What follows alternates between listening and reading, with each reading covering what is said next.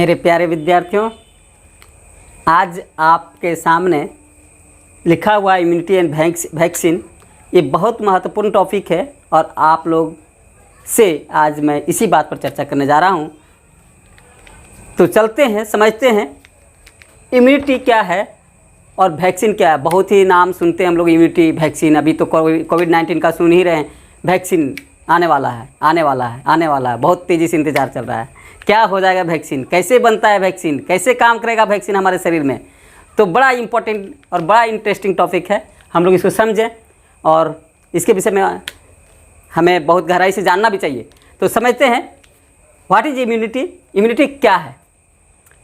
जब कोई भी पैथोजेंस, कोई भी रोगाणु आपके शरीर में प्रवेश करता है किसी भी विधि से, तो वह प्रवेश करने के बाद हमारे शरीर के अंदर प्रजनन करना शुरू करता है, जनन करना शुरू करता है, रिप्रोडक्शन करना शुरू कर देता है और अपनी संख्या बढ़ाने लगता है। जिससे चलते उसके ज़्यादा से ज़्यादा जो विषाक्त पदार्थ हैं वो हमारे शरीर में बनने लगते हैं और अल्टीमेटली उस विषाक्त पदार्थ के चलते हम बीमार हो जाते हैं। लेकिन ठीक इसी समय हमारी प्रतिरक्षा तंत्र जो है, हमारी जो एक इम्यून सिस्टम है, जो हम रोग से बचाने का जो तंत्र है, उसको हम लोग कहते हैं प्रतिरक्षा तंत्र। वो हमें बचाने के लिए अपना काम शुरू कर देता है। उसको पहचान लेता है कि कोई बाहरी चीज़ आ गया। जो बाहरी चीज़ आया, जो फॉरेन इन्वेडर है, बाह्य आक्रामक पदार्थ हैं या बाह्य आक्रामक जीवाणु या विषाणु हैं, उसको पहचान करके हमारा शरीर एक उसको मारने के लिए अलग तरह का एक प्रोटीन बनाने लगता है जिसे एंटीबॉडी कहा जाता है। और इस एंटीबॉडी के बनने के बाद, इस एंटीबॉडी को बनाकर उस आक्रामक या बाहरी रोगाणु या जीवाणु या विषाणु को नष्ट कर देता है। इस सिस्टम को कहा जाता है इम्यूनिटी। इसे ही इम्यूनिटी कहते हैं। तो इम्यूनिटी का मतलब कि ऐसा कोई सिस्टम जो बाहरी जीवाणु या विषाणु या कोई रोगाणु को नष्ट करता हो, ऐसा आपके अंदर सिस्टम है, ऐसा आपके पास क्षमता है, तो आप कहेंगे मेरे अंदर इम्यूनिटी है। अगर ऐसा क्षमता नहीं है तो कहेंगे इम्यूनिटी कमज़ोर है। अभी के समय में जब कोविड-19 चल रहा है तो हम लोग कहते हैं भाई दवा नहीं है, इम्यूनिटी पैदा करो। इम्यूनिटी पैदा करने के लिए क्या करते हैं? तो भाई हम लोग कहते हैं ना, अब ये को बहुत सा चीज़ ऐसा है कि हम ज़्यादा प्रोटीन वाला चीज़ लेते हैं, दूध लेते हैं, विटामिन सी लेते हैं और खाद्य पदार्थों में ऐसे पदार्थ लेते हैं जिसमें विटामिन और प्रोटीन की मात्रा ज़्यादा होती है। ऐसे भी हमारे जो इम्यूनिटी को बनने के लिए vitamin C, vitamin B6, B12, iron बहुत ज़रूरी होता है। इसीलिए बार बार कोविड-19 में अभी ये बात चल रही है कि नींबू का रस पीजिए, नींबू का रस को पानी में डालकर पीजिए। ये इसी सब को बताता है ताकि आपके एंटीबॉडी इंड्यूस्ड हो, एंटीबॉडी बने। चलिए हम इम्यूनिटी पर आते हैं। तो इम्यूनिटी की बात कर रहे हैं। अब इम्यूनिटी हमारे अंदर समझ गए कि इम्यूनिटी क्या है। इम्यूनिटी की बात समझ गए। इम्यूनिटी हमारे अंदर जो इस तरह से रोग बचाने की क्षमता को हम कहते हैं इम्यूनिटी। इम्यूनिटी जो होता है ये स्पेशली दो प्रकार के होता है। इम्यूनिटी की पर बात करते हैं तो इम्यूनिटी दो प्रकार का होता है। इम्यूनिटी एक होता है, पहला एक प्रकार जो होगा इसको हम लोग कहते हैं एक नेचुरल इम्यूनिटी होता है और एक होता है एडेप्टिव इम्यूनिटी होता है। मतलब हमारे अंदर इम्यूनिटी का प्रकार में एक होता है प्राकृतिक रूप से, प्राकृतिक इम्यूनिटी कह सकते हैं इसको, और दूसरा होता है एडेप्टिव इम्यूनिटी। ये इंग्लिश वर्ड है, समझ जाएंगे क्या है। तो एडेप्टिव इम्यूनिटी, एक्वायर्ड इम्यूनिटी इसको कहते हैं, प्राप्त किया गया है ना। इसको एक्वायर्ड भी कहते हैं, एक्वायर्ड इम्यूनिटी भी कहा जाता है। तो ये क्या है? प्राकृतिक इम्यूनिटी क्या है? जैसे अगर आपके शरीर में इम्यूनिटी दो तरह, और ये जैसे ये इम्यूनिटी जो होता है, हम बचपन में जब गर्भ में पल रहे होते हैं उसी समय माता के शरीर से हमारे अंदर प्रवेश कर जाता है, प्लासेंटा के माध्यम से आता है और आप जन्म से ही इसको आपके शरीर लेकर जन्म लेता है।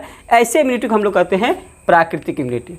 कहाँ से प्राप्त होता है? ये बाई बर्थ होता है, ये जन्म से प्राप्त होता है, ये जन्म से ही रहता है, इसको आप शरीर नहीं बनाता है। एक होता है जन्म लेने के बाद एडेप्टिव इम्यूनिटी होता है।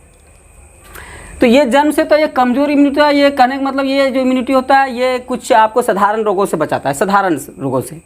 और ये जो एडेप्टिव इम्यूनिटी होता है ये जीवन भर बनते रहता है, ये लगातार बनते रहता है, ये बनना बंद हो जाएगा जन्म के बाद। ये आपका जो शरीर में है सो है, और ये जीवन भर बनता है, जीवन भर बनता रहता है, बनता रहता है। ये अडेप्ट करते रहते हैं आप। ये कभी मतलब जब जन्म लेने के बाद जब हम इस दुनिया में आते हैं तो विभिन्न रोगाणुओं के संक्रमण में आते रहते हैं और उसके कारण हमारा अलग अलग प्रकार के एंटीबॉडी बनते रहते हैं और वो हमारे शरीर में लंबे दिनों तक कायम रहता है, बना रहता है और फिर वैसा रोग नहीं होने देता है। ऐसे इम्यूनिटी को कहा जाता है एडेप्टिव इम्यूनिटी या एक्वायर्ड इम्यूनिटी। तो जैसे अगर एक्वायर्ड इम्यूनिटी जो होता है वो लॉन्ग लास्टिंग होता है, लंबे दिनों तक काम करता है, बड़े बड़े रोगों से बचाता है और ये जीवन भर अलग अलग जीवाणुओं या विषाणुओं के संक्रमण के आने के बाद उस तरह का एंटीबॉडी बनते रहता है। जैसे कभी आप जैसे देखते होंगे कि अभी कुछ लोग कोविड-19 से संक्रमित हो गए तो वो फिर ठीक हो जाएंगे तो उसके अंदर एंटीबॉडी बन जाएगा, वो अब कोविड-19 से बीमार नहीं पड़ेगा या बहुत दिनों तक सुरक्षित रहेगा। इसी तरह से हम लोग जैसे देखते हैं चेचक का टीका ले लेते हैं तो चेचक नहीं होता है, पोलियो का टीका ले लेते हैं तो पोलियो नहीं होता है, रेबीज का टीका ले लेते हैं बच जाते हैं, हेपेटाइटिस का टीका ले लेते हैं बच जाते हैं। तो इस तरह से जो इम्यूनिटी हम लोग करते हैं उसको कहते हैं एडेप्टिव इम्यूनिटी। ठीक है, अब चलते हैं, ये हो गया, ये दो तरह से हो गया। तो इम्यूनिटी का एक और प्रकार होता है, उसको हम लोग कहते हैं एक को एक्टिव एक को पैसिव। तो एडेप्टिव इम्यूनिटी को ही दो प्रकार से बांटा गया है, इम्यूनिटी को दो प्रकार से बांटा गया है। इसको कहते हैं, एक को पहला को कहेंगे एक्टिव इम्यूनिटी, एक्टिव, और दूसरा को कहते हैं पैसिव। ये एक्टिव और पैसिव, ये जो है एक्टिव इम्यूनिटी को समझा जाए क्या है, और नाम से ये एक्टिव है थोड़ा तेज रहेगा, पैसिव है थोड़ा कमज़ोर है, अलग तरीके से पैसिव है। अब समझिए एक्टिव को समझते हैं। एक्टिव इम्यूनिटी तब कहा जाएगा जब आपके शरीर के अंदर से खुद इम्यूनिटी बनता हो, रेडीमेड नहीं हो बल्कि आपका शरीर खुद बनाता हो, तो उसके इम्यूनिटी, ऐसे इम्यूनिटी को कहेंगे एक्टिव इम्यूनिटी। जैसे हमारे शरीर में लिम्फोसाइट कोशिका होती है, WBC का एक प्रकार है लिम्फोसाइट, और लिम्फोसाइट ही एंटीबॉडी बनाता है, बी लिम्फोसाइट बनाता है, आ जाएंगे उस पर हम लोग। तो ये जो रोगाणु जैसे प्रवेश करेंगे, जीवाणु जैसे प्रवेश कर जाता है, जैसे विषाणु प्रवेश कर जाते हैं, तो उसको मारने के लिए, उसको नष्ट करने के लिए हमारा लिम्फोसाइट एक एंटीबॉडी तैयार करने लगता है। और एंटीबॉडी तैयार करने लगता है तो उसमें जो समय लगता हो, चाहे जो भी थोड़ा प्रक्रिया होता हो, लेकिन उससे उस तरह से जो एंटीबॉडी बनता है तो उसको कहते हैं एक्टिव इम्यूनिटी। जैसे कि आप बीमार पड़ गए और ठीक हो गए। अभी कई बार होता है ना, हम लोग का छोटी माता दिख जाता है, चेचक जिसको कहते हैं, तो चेचक होता है, ठीक हो जाते हैं। उसके बाद कई बार देखते हैं कि उसको एक बार चेचक हो गया तो पूरा जीवन भर चेचक नहीं होता है, अब 10-20 साल नहीं होता है। तो ये भी यही कारण है। इसके बाद भी वो कितने चेचक वाले के संपर्क में आएगा लेकिन फिर भी चेचक नहीं होगा, क्योंकि उसके अंदर क्या बन गया है, एक्टिव इम्यूनिटी। वो जाने से, शरीर में जाने से ऐसा इम्यूनिटी बन गया तो उसको हम लोग कहते हैं एक्टिव इम्यूनिटी। तो उसी तरह से ऐसा इम्यूनिटी बन जाता है, शरीर में ऐसा एंटीबॉडी बन जाता है जो बहुत दिनों तक काम करता है और वो बना रहता है, तो इसको हम लोग कहेंगे एक्टिव इम्यूनिटी। तो एक होता है कि बीमार पड़ गए तो भी इम्यूनिटी बनेगा, और दूसरा होता है कि हम टीका लगा देते हैं, वैक्सीन टीका लगा देते हैं, वैक्सीन लगा देते हैं। तो वैक्सीन में भी क्या करते हैं कि उसमें एक उसी तरह से एक कमज़ोर करके वायरस को शरीर में डाल देते हैं, और वो वायरस को डाल देते हैं तो वो भी हमारे शरीर उस वायरस को देख करके एंटीबॉडी बना लेता है, और उस तरह से जब एंटीबॉडी बनाता है तो वह भी एक एंटीबॉडी हमारा शरीर ही बनाता है। तो क्या चाहे तो हम दे दें या सचमुच में चला जाए, कमज़ोर करके दे दें या ओरिजिनल दे दें, यानी वैक्सीन के रूप में वायरस दे दें या फिर सचमुच में बड़ा वायरस आ जाए, ओरिजिनल वाला वायरस आ जाए। तो दोनों स्थिति में जो एंटीबॉडी बनेगा, जो इम्यूनिटी बनेगा, उसको हम लोग कहेंगे एक्टिव इम्यूनिटी। अरे होता है पैसिव इम्यूनिटी। पैसिव इम्यूनिटी कहते हैं जब हमारा शरीर खुद इम्यूनिटी नहीं बनाता है बल्कि इसको बनाया रेडीमेड दे देते हैं। इसको में क्या है, रेडीमेड एंटीबॉडी डाल दीजिए, रेडीमेड एंटीबॉडी दे देना बस, इसको उधार दे दीजिए। ये खुद ले लेता है रेडीमेड तैयार किसी से। जैसे ऐसा कैसे होगा भाई? तो कभी कभी जैसे हम लोग एक उदाहरण सोचते हैं, माता के जब जन्म के साथ ही एक दूध होता है, पहला दूध जिसको कोलेस्ट्रम उसमें पाया जाता है, कोलेस्ट्रम वो एक एंटीबॉडी का उदाहरण है। तो कोलेस्ट्रम एक एंटीबॉडी है, और कोलेस्ट्रम एंटीबॉडी जो है वो डायरेक्ट बच्चा जब दूध पीता है तो उसके अंदर चला जाता है, तो ऑलरेडी क्या है, तैयार एंटीबॉडी चला गया पेट में, शरीर में। अब वो उसी एंटीबॉडी चलते अब्जॉर्ब हो जाएगा, ब्लड में चला जाता है और फिर काम करने लगता है। तो इस तरह से रेडीमेड एंटीबॉडी चल जाता है। जैसे कोलेस्ट्रम, इसका एक एग्जाम्पल है माँ का दूध से कोलेस्ट्रम, ठीक है, ये कोलेस्ट्रम का जाना, तो ये चला गया, इससे भी हो गया, ठीक है। अब इस तरह से एक और दूसरा हो सकता है क्या, जिसे हम लोग अभी सुने होंगे, ये प्लाज्मा थेरेपी चल रहा था कि बहुत से लोग कोविड-19 से बीमार हो रहे थे, तो एक प्रयास किया जा रहा था कि जो बीमार होकर ठीक हो चुके हैं उसका प्लाज्मा से एंटीबॉडी निकाल करके बीमार व्यक्ति को ठीक करने के लिए दिया जा रहा था। तो उसमें भी यही सिस्टम था कि वो पैसिव एंटीबॉडी था, वो मतलब उसके अंदर जैसे बीमार जब पड़ा और बीमार हो गया, वो ठीक हो गया। एक व्यक्ति को कोरोना से बीमार हुआ और वो ठीक हो गया। अब ठीक हो गया तो उसके अंदर क्या बन गया, एंटीबॉडी बन गया। अब उसका एंटीबॉडी निकाल करके जो आदि बीमार है अभी उसको दे दें तो उस एंटीबॉडी से उसको तुरंत बचाव होगा। तो इसका ये इस तरह से तो ये हो सकता है प्लाज्मा थेरेपी, जैसे आप उदाहरण में समझ सकते हैं, प्लाज्मा थेरेपी है ना, इस तरह से हम लोग कहते हैं। तो इस तरह से हम लोग दो तरह से हम लोग ऐसे समझते हैं सीधे। अब ये समझ लीजिए कि इस तरह से जो हम लोग देते हैं तो ये जो होता है ये तुरंत काम करता है, ये तुरंत काम करता है, ये तुरंत काम करेगा। और ये जो है बजाएगा, शरीर बनाएगा, तो ये थोड़ा लंबे समय में बनाता है, लंबे समय में बनाता है, इसको समय लगता है बनाने में, ठीक है, और ये तुरंत बनाता है, ठीक है। तो ये जब ज़्यादा मजबूत होता है ये कमज़ोर होता है फिर भी, लेकिन इसमें ज़्यादा समय होता है तुरंत बचाव नहीं करेगा और ये तुरंत बचाव करेगा। तो इस तरह से इम्यूनिटी को हम लोग दो तरह से देखें, एक एक्टिव और पैसिव, या फिर ये कह सकते हैं इनेट या प्राकृतिक या नेचुरल, और दूसरा देखे थे एडेप्टिव या इसको एक्वायर्ड। अब हम लोग चलो थोड़ा सा समझे एंटीजन और एंटीबॉडी क्या है। ये बार बार आप सुनते होंगे शब्द antigen antibody, antigen antibody, antigen antibody. तो एंटीजन क्या है ये इसको भी समझ लिया जाए। एंटीजन और एंटीबॉडी एक दूसरे का एंटी है, एक दूसरे का एंटी है, बस समझ लीजिए। एंटीजन एंटीबॉडी का एंटी है और एंटीबॉडी एंटीजन का एंटी है। यानी एंटीजन जो होता है वो एक ऐसा प्रोटीन जो कि बाहरी पदार्थ द्वारा हमारे शरीर में प्रवेश करता है, उसको कहा जाता है एंटीजन। जैसे अगर कोई जीवाणु या कोई विषाणु आपके शरीर में प्रवेश कर गया तो एक मॉलिक्यूल छोड़ेगा या एक प्रोटीन छोड़ेगा, वो अपना रक्षा के लिए या अपना एक विषैले पदार्थ छोड़ते हैं। तो किसी भी तरह से जो उसका पदार्थ होगा, जो बाहरी आक्रामक जीवाणुओं या विषाणुओं का पदार्थ होगा, उसका जो प्रोटीन होगा, तो उसको कहते हैं एंटीजन, मतलब बाहरी प्रोटीन, बाहरी प्रोटीन जो आपके शरीर में रहेगा। इसको जीवाणु या विषाणु द्वारा ये दिया जाता है, इसको हम लोग कहते हैं जीवाणु या विषाणु द्वारा देने वाला प्रोटीन। तो ये बाहरी प्रोटीन को हम लोग कहेंगे एंटीजन, ठीक है। आपके शरीर में जीवाणु या विषाणु जाता है तो अपना जहर जो छोड़ता है उसके जहर का नाम हम कहेंगे एंटीजन, ओके। और एक होता है एंटीबॉडी। तो एंटीबॉडी को समझा जाए, ये एंटीबॉडी जब हमारे शरीर में एंटीजन जाएगा तो एंटीजन, तो हम भी तो जीवित चीज़ है ना, जैसे जीवाणु विषाणु अपना जीवित चीज़ है, तो उससे भी हमारा कोशिका भी तो जीवित चीज़ है। तो वो उसको देख वो उसका जहर लगे के मरने तो थोड़ी जाएगा।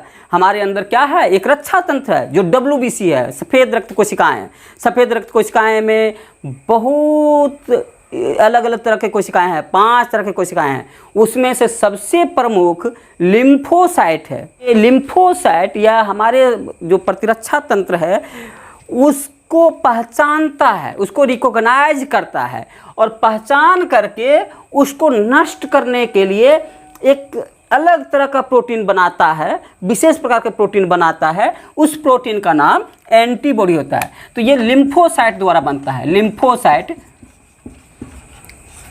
कोशिका, लिम्फोसाइट कोशिका द्वारा द्वारा एंटीजन को नष्ट करने के लिए बनाया गया प्रोटीन। एंटीजन को नष्ट करने के लिए बनाया गया प्रोटीन। ये हमारे शरीर के लिए बेहद उपयोगी है। जीवाणु विषाणु के लिए अलग अलग एंटीबॉडी बनते रहता है। ये एक एंटीबॉडी सभी में काम नहीं करेगा। जैसे चेचक आया तो चेचक के लिए अलग एंटीबॉडी बनेगा, पोलियो आया तो उसके लिए अलग एंटीबॉडी बनेगा, इसी तरह से हेपेटाइटिस आया तो उसके लिए अलग एंटीबॉडी बनेगा, इसी तरह से कोरोना आ गया तो उसके लिए अलग एंटीबॉडी बनेगा। यानी जितने तरह के एंटीजन आएंगे उतने तरह के एंटीबॉडी बनेंगे। एंटीजन एक बाहरी प्रोटीन है जो हमें आक्रामक जीवाणु या विषाणुओं द्वारा प्राप्त होता है, हमारे शरीर में जाता है।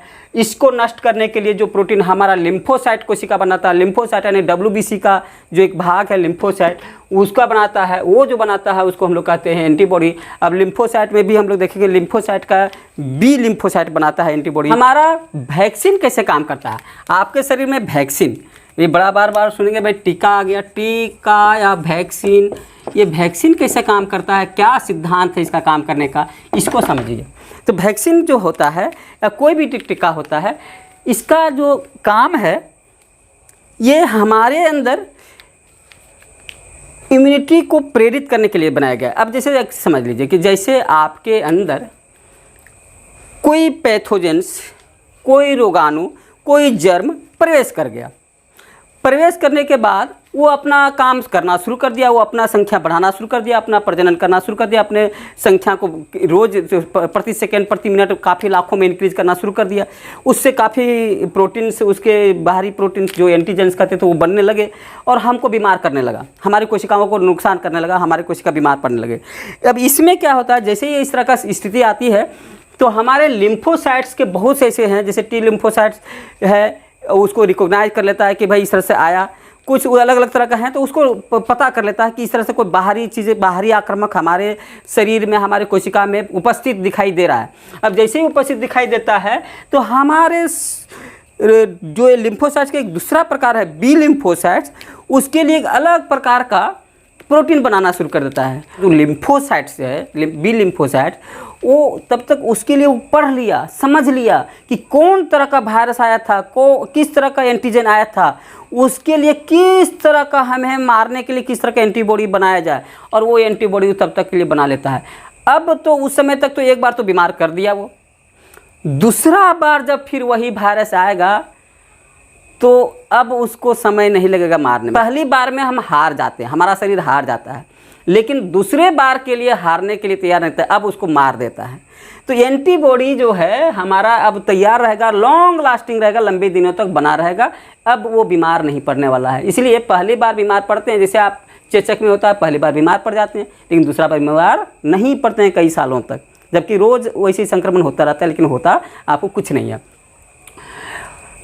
उसी तरह से यहाँ पर भी अब क्या है, हम वैक्सीन कैसे बनाते हैं, तो वैक्सीन में अब इसी सिद्धांत पर काम करता है कि यदि ये इसका है कि एक बार अगर नेचुरली जाए तो वो बीमार कर देता है, और बीमार करके अगर बच गया तो बन जाएगा उसके अंदर एंटीबॉडी। लेकिन अगर नहीं बच पाया उस बीमार में, कहीं अगर कमज़ोर आदमी रहा, नहीं बच पाया तो बेचारा उसका जीवन ख़त्म। तो ये बहुत रिस्की है। इस तरह का जो तरीका है नेचुरल जाके एंटीबॉडी बनाए, वो कुछ लोग सर्वाइव करेंगे, कुछ लोग मर जाएंगे। तो इसका निदान करने के लिए एक उपाय किया गया कि भाई इसी फॉर्मूले का उपयोग किया जाए वैक्सीन के रूप में। तो जो वैक्सीन की बात हो रही है उसमें इसी चीज़ का उपयोग किया जाएगा कि इसी तरह से उपयोग किया जाता है कि हम उसमें उसी वायरस को, उसी जीवाणु को, उसी विषाणु को, उसी रोगाणु को कमज़ोर करके शरीर में प्रवेश करा देते हैं, या उसको पूरा तरह से मार करके, किल करके, या कमज़ोर बना करके, दो तरह से जैसा जहां आवश्यकता होती है उस हिसाब से ये ट्राई करके, प्रयोग करके इसको देखा जाता है। तो चाहे तो पूरी तरह से उसको मार करके, या फिर उसको इतना कमज़ोर कर दिया जाता है कि वो बीमार ना कर सके, इतना कमज़ोर करके आपके शरीर में प्रवेश करा दिया जाता है। अब प्रवेश करा दिया जाता है तो हमारा शरीर उसको देखते साथ वो फिर उसको बाहरी प्रोटीन समझ करके, एंटीजन समझ करके, वो उसके खतरा को नहीं समझता है, उसको एंटीजन समझ करके उसके लिए फिर वैसे ही ओरिजिनल एंटीबॉडी बना लेता है, जैसे सचमुच में जैसे विषाणु जाता है, सचमुच में जीवाणु जाता है, वैसे ही एंटीबॉडी बनाता है। अर्थात वैक्सीन हमारे शरीर में जा करके हमारे लिम्फोसाइट्स को ट्रेंड कर देता है, ट्रेनिंग दे देता है, रिहर्सल करा देता है। जैसे कि हमारे फायर ब्रिगेड वाले आग नहीं लगा, पहले उसको ट्रेनिंग दे दिया था कि आग लगेगा तो कैसे करते हैं, तो कई कभी देखते हैं ना रस्सी पर कैसे चढ़ना है, कैसे उतरना है, तो जैसे इसको ट्रेनिंग दिया जाता है, वैसे ही इसको हम एक वैक्सीन के रूप में उसको ट्रेनिंग दे देते हैं, वैक्सीन दे देते हैं। तो ये स्थिति नहीं आता, क्योंकि ये तो वैक्सीन का जो वायरस है वो कमज़ोर वायरस है, वो जाएगा तो हमें बीमार करेगा नहीं, या फिर मरा हुआ वायरस है वो हमको बीमार करेगा नहीं। लेकिन उसको तो ये हमारा जो सिस्टम है वो नहीं समझता कि मरा हुआ है कि कमज़ोर है, उसको तो ओरिजिनल समझ के ये पूरा ट्रेंड हो जाता है। और जब सचमुच में कभी जाता है तो ये हमारा वैक्सीन काम कर जाता है, ये हमारा लिम्फोसाइट्स काम कर जाता है। तो वैक्सीन क्या करता है, यह हमारे प्रतिरक्षा तंत्र को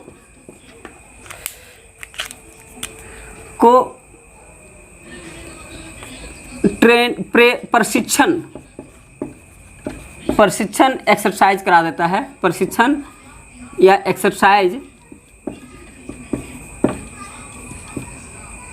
करा देता है, कराकर वास्तविक खतरा से बचने के लिए तैयार कर देता है, खतरा से बचने के लिए तैयार कर देता है, तैयार कर देता है। ये इसका फार्मूला, बस इतना ही समझ लीजिए कि अब अगर सही में ये वैक्सीन चला गया है तो आपके अंदर वही काम होगा जैसे अभी जो बच गया है कोरोना से, अब उसके अंदर बना हुआ है। तो इसमें क्या होता है कि हम ये रिस्क को बचने के लिए हम उसे बीमार होने के पहले ही अगर हम टीका ले लिए तो अब हमारे पास जाएगा वायरस तो हमारे अंदर एंटीबॉडी रहेगा, क्योंकि शरीर तब तक बना लेगा। और इसको जैसे ही वायरस देंगे तो तुरंत एंटीबॉडी नहीं बनेगा, वायरस जाएगा तो उसको 8-10 दिन इसको लगेगा एंटीबॉडी बनाने में। अब 8-10 दिन के बाद अगर गया भी ओरिजिनल वायरस तो हम बच जाएंगे, कुछ होगा नहीं। ये इसका फार्मूला है। इसको सबसे पहले जो बनाया गया था, ये सबसे पहला जो इस तरह का से सफल हुआ था, सबसे पहले टीका जो बनाने वाला व्यक्ति था वो था एडवर्ड जेनर थे। जेनर पहला टीका बनाया था, पहला वैक्सीन बनाया था। और ये कब बनाया था? 1796 में बनाया था। किस रोग के लिए बनाया था? ये स्मॉल पॉक्स के लिए। ये स्मॉल पॉक्स जिसको बड़ी माता कहा जाता है, स्मॉल पॉक्स या बड़ी माता जिसको कहते हैं, आजकल ये ख़त्म हो चुका है ना। बड़ी माता के लिए, चेचक के लिए या चेचक कह सकते हैं, चेचक के लिए टीका तैयार किया था स्मॉल पॉक्स। तो इन्होंने क्या किया था?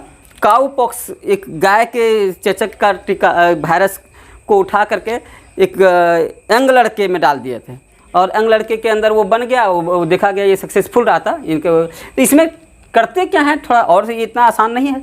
इसमें करना क्या पड़ता है भाई? इतना आसान रहता तो अभी तो हम लोग तुरंत कर लेते। इसमें पहले हमें पहचानना पड़ता है कि वायरस का कितना अमाउंट लिया जाए जो हमें बीमार नहीं करे, और बीमार नहीं करे लेकिन हमारे प्रतिरक्षा तंत्र को एक्टिव कर दे एंटीबॉडी बनाने के लिए। दूसरी बात कि इसको मार के डाला जाए कि इसको कमज़ोर करके डाला जाए, ये तय करना पड़ता है। उसके बाद इसका कंसंट्रेशन कितना होगा ये वो तय किया जाता है। तो उसको डाइल्यूट कितना करना है, एक विशेष विलयन में डाल करके इसको एक लवण में का घोल बना करके इसको डाला जाता है सुई के रूप में या फिर ड्रॉप्स के रूप में। तो वो कितना बिलियन बनाया जाए ये तय किया जाता है। उसके बाद ये हमारा एंटीबॉडी बनाने में जो सक्षम है वो कितने दिनों के लिए एंटीबॉडी बनाता है। अगर मान लीजिए ऐसे एंटीबॉडी बनाया 10 दिन में ख़त्म हो गया तो कोई मतलब नहीं है। तो ये लंबे दिन के लिए बना पाता है कि नहीं बना पाता है, ये सब इसको एक लंबा प्रोसीड्योर से गुजारते हैं, टेस्ट करते हैं, देखते हैं कि कितने एंटीबॉडी बना पा रहा है, कितना अमाउंट देना सही है, हमें जो बीमार भी ना पड़े, काम भी कर जाए, एंटीबॉडी भी बन जाए, इसका सॉल्यूशन कितना डाइल्यूट या कितना कॉन्क हो। इस तरह का प्रक्रिया करने के बाद जब फाइनली हो जाता है तो इसको एक मेडिकल एग्जामिनेशन से विभिन्न जो स्टैंडर्ड बनाए गए उससे गुजरता है और तब वो बन करके तैयार होता है। और उसके बाद ये मनुष्य में प्रयोग किया जाता है। तो ये थोड़ा हमारे भारत में भी ऐसा अभी कोरोना के लिए भारत बायोटेक जो हैदराबाद में है वो प्रयासरत है, उसमें सेकेंड स्टेज निरीक्षण चल रहा है। वो हमको लगता है कि आप अगर ज़्यादा देर नहीं लगे तो कम से कम दिसंबर तक आपके पास टीका उपलब्ध हो जाना चाहिए कोरोना का। तो इस तरह से काम चल रहे हैं बहुत सारा। अभी रूस ने बना चुका है इसके लिए टीका, अभी उसके लिए भी कुछ WHO का सर्कुलर है, वो पास हो जाने के बाद वो भी उपयोग में आ जाएगा। तो इस तरह से कि हमारा जो एंटीबॉडी बनाता है, एंटीबॉडी के लिए जो प्रमुख है तो हमारा WBC कोशिका बनाता है। WBC जो है हमारे प्रतिरक्षा तंत्र है। अब WBC का क्या फुल फॉर्म होता है? श्वेत रक्त कोशिका। रक्त कोशिका, हमारे शरीर में दो तरह का कोशिका रक्त होता है, एक श्वेत रक्त कोशिका होता है और एक लाल रक्त कोशिका होता है। तो श्वेत रक्त कोशिका में आपको श्वेत रक्त कोशिका की बात करें तो ये अलग अलग प्रकार का होता है, जानते हैं न्यूट्रोफिल्स, इसके बहुत प्रकार हैं। इसके पहला है न्यूट्रोफिल्स,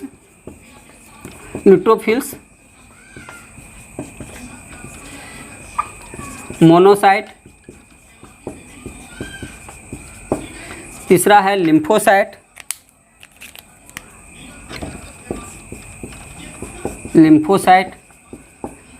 चौथा है बेसोफिल्स और एसिडोफिल्स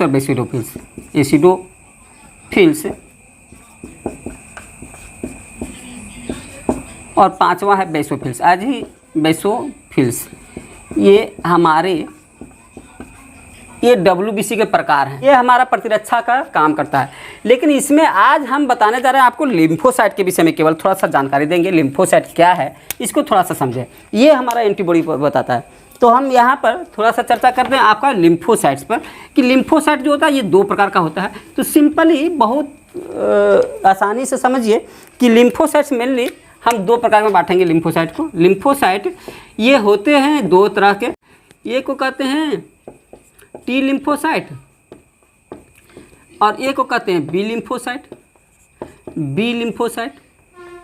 तो बी लिम्फोसाइट और T लिम्फोसाइट में थोड़ी सी अंतर है। ये देखिए, ये ज़्यादा मात्रा में होता है, ये 80% होता है, 80% होता है, और ये करीब करीब 10 से 15% होता है। ये देखिए इसका, तो ये 80 सबसे ज़्यादा तो होता ये है, लेकिन इसका काम है ज़्यादा मात्रा में पाया जाता है। इसका काम है जो बाहर के जीवाणु विषाणु आएंगे उसको तुरंत नष्ट करना। बाहरी जीवाणु या विषाणु को तुरंत नष्ट करना, इसको खा जाना, नष्ट करना, इसको मारता है ना, इसको सीधे खा जाता है, अब मार देता है, किल करता है। इसका काम है किलिंग, इसका काम है किलिंग करना। ये बस एकदम सैनिक की तरह काम करता है, सिपाही की तरह काम करता है, सोल्जर की तरह। आया देखा इसको शूट करिए, गोली मारिए, ठीक है, बस यही काम करता है इसका। लेकिन जो बी लिम्फोसाइट्स है ये इंटेलिजेंस सिस्टम है, गोपनीय रखना है कि वहाँ से है, कैसे प्लानिंग बनावे, क्या करें, किस तरह से हो, यानी उसको घेरने का उपाय करता है। ये एंटीबॉडी बनाता है। ये क्या काम करता है इसका? ये रिकॉग्नाइज करता है, पहचान कर उसके लिए एंटीजन के विरुद्ध एंटीबॉडी बनाता है, एंटीजन के विरुद्ध एंटीबॉडी बनाता है, ये एंटीबॉडी बनाता है। अब ये आपको बस ये दो चीज़ याद रखना है कि एंटीबॉडी कौन बनाता है, एंटीबॉडी बनाता है। अब ये देखिए दोनों तो हैं लिम्फोसाइट्स, लेकिन ये एंटीबॉडी टी लिम्फोसाइट्स नहीं बनाएगा, हालांकि अधिक मात्रा में रहेगा, और बी लिम्फोसाइट्स है जो पहचानेगा और एंटीबॉडी बनाएगा। पहचान तो ये भी करेगा, लेकिन ये बाहरी में पहचान करता है, ये कहीं भी पहचान लेगा, ये अंदर बाहर सब जगह पहचान लेगा, और ये बाहर में ही पहचान पाता है और वही खा जाता है। जो बी लिम्फोसाइट्स होता है वो एंटीबॉडी बनाता है, और एंटीबॉडी जो बनाता है उसी के चलते ये एंटीबॉडी जो हमारा होता है हमारे शरीर को बचाता है अलग अलग रोगों से। तो हम लोग इतना कुछ सीख गए, तो थोड़ा हम लोग और थोड़ा डीप में थोड़ा जाते हैं और समझते हैं एंटीबॉडी के प्रकार। एंटीबॉडी को थोड़ा और समझते हैं। एंटीबॉडी कहते हैं, एंटीबॉडी है क्या? आप कई उपाय कहते हैं एक प्रोटीन है, लेकिन इस प्रोटीन का नाम क्या है? एंटीबॉडी को हम लोग इम्यूनोग्लोबिन प्रोटीन कहते हैं, इम्यूनोग्लोबुलिन कहते हैं।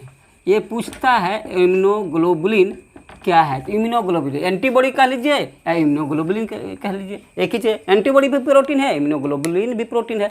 तो एंटीबॉडी को बनने के लिए कौन प्रोटीन चाहिए, स्पेशली जानते हैं एंटीबॉडी को कौन प्रोटीन बनाता है, इसके लिए ग्लोबुलिन प्रोटीन जरूरत होता है, ग्लोबुलिन प्रोटीन या इसको ग्लाइकोप्रोटीन ये होता है, ये क्या होता है, ग्लाइकोप्रोटीन होता है, ग्लाइकोप्रोटीन। लेकिन इसमें से अगर आपको सबसे सटीक कौन होगा, इम्यूनोग्लोबुलिन, ठीक है। तो ये ग्लोबुलिन प्रोटीन जो है गामा ग्लोबुलिन प्रोटीन होता है, जो कि गामा ग्लोबुलिन, अगर ग्लोबुलिन में भी पूछे कौन ग्लोबुलिन तो गामा ग्लोबुलिन प्रोटीन जो होता है वो एंटीबॉडी बनाने में करता है, और इसका जो सिंपलेस्ट रूप है उसको कहा जाता है इम्यूनोग्लोबुलिन। तो इम्यूनोग्लोबुलिन जो प्रोटीन है उसी को हम लोग एंटीबॉडी कहते हैं, उसी को कहते हैं एंटीबॉडी या इम्यूनोग्लोबुलिन सेम चीज़ है, एक ही चीज़ है, ठीक है। लेकिन यह प्रोटीन जो होता है सो भाई सभी के लिए अलग अलग तरह का प्रोटीन होता है, अलग अलग तरह का है। इसको 5 प्रकार में बांट दिया गया है। इसके 5 प्रकार हैं, इसका 5 प्रकार हैं। इम्यूनोग्लोबुलिन के कितने प्रकार हैं, तो 5 प्रकार हैं भाई, ये जानना है। 5 प्रकार, इसके 5 प्रकार है इम्यूनोग्लोबुलिन के 5 प्रकार। कौन कौन है, तो ये देखिए, पहला है IgM, इसको नाम ही रखा गया है IgM। ये अब इसको देख कर घबराएंगे नहीं, ये क्या लिखे हैं IgE, ऐसा कुछ नहीं है। एक I से इम्यूनो और G से ग्लोबुलिन, IG इम्यूनोग्लोबुलिन, M नाम दिया गया है। ये हमारे सबसे जो बड़ा प्रोटीन होता है ना, बड़े आकार का, ये सबसे बड़े आकार का होता है। अगर सबसे बड़ा आकार का, सबसे बड़ा आकार का होता है और बड़ा आकार का होता है। लेकिन इसका काम है फर्स्ट ऑर्डर, मतलब सबसे पहले बनता है, सबसे पहले बनता है और इसको कहा जाता है प्राइमरी एंटीबॉडी, इसको कहते हैं प्राइमरी एंटीबॉडी। पहले तो सबसे पहले कौन बनेगा, तो M बनेगा, ठीक है। ये अगर कर पाया तो ठीक है, नहीं तो इससे नहीं हुआ तो फिर दूसरा ये पास कर देगा और दूसरा बनेगा IgG, ये बनेगा IgG। और ये IgG ये जो होता है ये अलग तरह का प्रोटीन है, इससे हल्का, सबसे हल्का, ये सबसे हल्का है। अच्छा, ये सबसे अधिक भी पाया जाता है, IgG है सबसे अधिक पाया जाता है, सर्वाधिक मात्रा में रहता है हमारे शरीर में, सर्वाधिक मात्रा में। अगर पूछा था सर्वाधिक मात्रा में कौन रहता है, तो ये रहता है 80% रहता है। ये कुल एंटीबॉडी का 80% यही रहता है, 80% रहता है, ये करीब 10% रहता है। तो ये सबसे हल्का ये रहता है, ये 10%, ये 80%। और ये जो है मेन एंटीबॉडी है, मेन एंटीबॉडी आपका यही है जो मुख्य रूप से बचाव करता है, ये मेन एंटीबॉडी है। सेकेंडरी मतलब ये नहीं हुआ तो सेकेंडरी इसको कहेंगे, सेकेंडरी मतलब पहला अगर वो कमज़ोर पड़ गया तो पीछे वाले ये इसको सकना है, इसको करना ही करना है। तो इस तरह से एक एंटीबॉडी का भी प्रकार है, IgM, IgG, ये सबसे अधिक है। ये हमारे सेकेंडरी होते हैं, ये भी प्रकार होता है। अच्छा, चलिए इसको आप ज़्यादा नहीं, आप प्रकार समझिए। तो अगर कहा जाए सबसे अधिक एंटीबॉडी कौन होता है सबसे अधिक मात्रा में, तो ये सर्वाधिक मात्रा में होने वाला IgG है। और एक तीसरा होता है, तीसरा किस IgA, ये करीब, ये इसका विषम कहे थे 10%, इसके विषम कहे थे 80%, और इसके विषम कहे हैं 15%, ये थोड़ा ज़्यादा होता है, ठीक है। IgA ये जो होता है, और ये पाया कहाँ जाता है, जैसे माँ के दूध में पाया जाता है, माँ के दूध में, ब्रेस्ट मिल्क में, आंसू में, थूक खखार जो होता है, म्यूकस में, म्यूकस होता है ना हम लोग का, जैसे नाक बहना, ये सब में भी एंटीबॉडी पाया जाता है, म्यूकस में।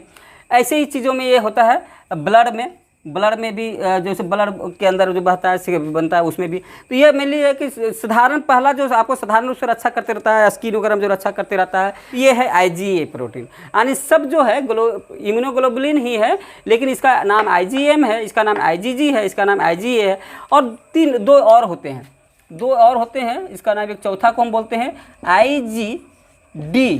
इसका काम है, ये बहुत कम मात्रा में होता है, सबसे कम मात्रा में यही होता है, 0.5% होता है।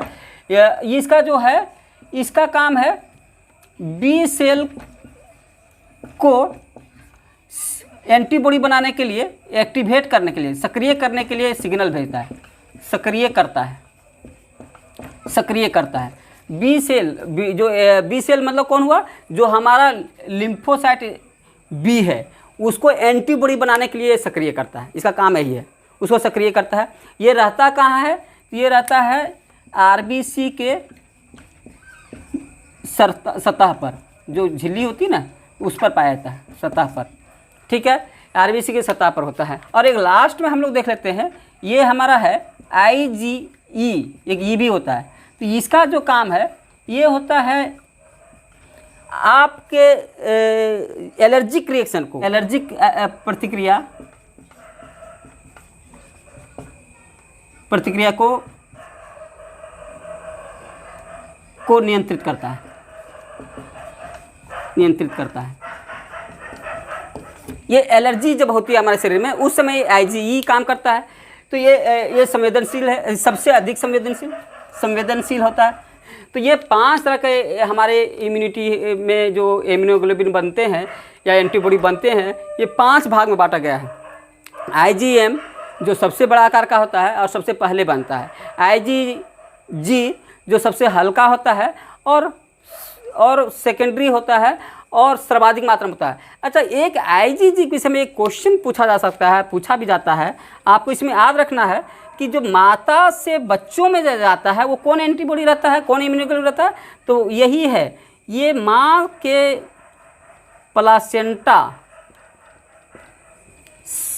प्लासेंटा से शिशु में प्रवेश करता है, शिशु में जाता है, यही है। और ये पैसिव इम्यूनिटी बना देगा। प्लासेंटा समझ रहे ना, जो माँ और बच्चे भोजन एक दूसरे के, बच्चा जो भोजन प्राप्त करता है गर्भ में, वो प्लासेंटा के माध्यम से होता है। तो माँ के गर्भ से जो एंटीबॉडी जाएगा वो कौन सा एंटीबॉडी जाएगा, IgG, बाकी कोई नहीं जा पाता है। M भी नहीं जा पाएगा, A भी नहीं जा पाएगा, D भी नहीं जा पाएगा, E भी नहीं जा पाएगा। ये सबसे छोटा होता है, सबसे हल्का होता है, इसलिए प्लासेंटा की कोशिकाओं से पास कर जाता है और उसमें भी प्रवेश करके चला जाता है। बाकी सब बड़े आकार के होते हैं, ये तो जा ही नहीं सकता, सबसे बड़ा आकार होता है, बाकी सब भी नहीं जा पाते हैं, इसके बड़े बड़े आकार के होते हैं, लेकिन सबसे यही होता है और ये सबसे अधिक मात्रा में रहता भी है। यार इसी के माध्यम से पैसिव इम्यूनिटी बच्चों में बनता है, जो माता का इम्यूनिटी है वो बच्चे में अपने आप चला गया, ठीक है, इसी कारण से। तो ये कौन सा इम्यूनिटी है, ये है एक बड़ा इंपॉर्टेंट बात है, याद रखिएगा। मेन एंटीबॉडी जो होता है यही होता है IgG, और ये जब सबसे मुख्य रूप से बचाव यही करता है। तो इस तरह से हमारे 5 तरह के एंटीबॉडी बनते हैं। थैंक यू आप लोगों को ये पूरा वीडियो देखने के लिए। आप हमें उम्मीद है कि आप बहुत कुछ समझ गए होंगे इम्यूनिटी के विषय में, एंटीबॉडी के विषय में। तो हम लोग ऐसे ही आपकी परीक्षा के लिए भी और जनरल जानकारी के लिए भी, दोनों के लिए महत्वपूर्ण है। इसको हम यहीं रोकते हैं। धन्यवाद।